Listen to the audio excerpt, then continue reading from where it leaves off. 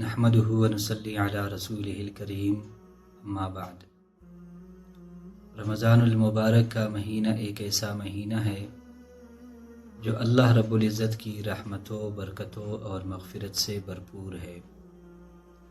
یہ وہ مبارک مہینہ ہے کہ جس میں قرآن کریم نازل ہوا اور جس میں اللہ رب العزت اپنے بندوں پر بے حد کرم فرماتے ہیں۔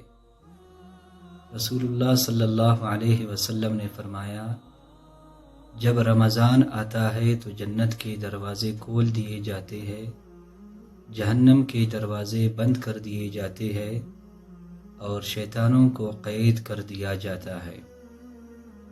رمضان کا مہینہ صبر، تقوی اور عبادت کا مہینہ ہے اور اللہ رب العزت کی قربت حاصل کرنے کا بہترین موقع ہے۔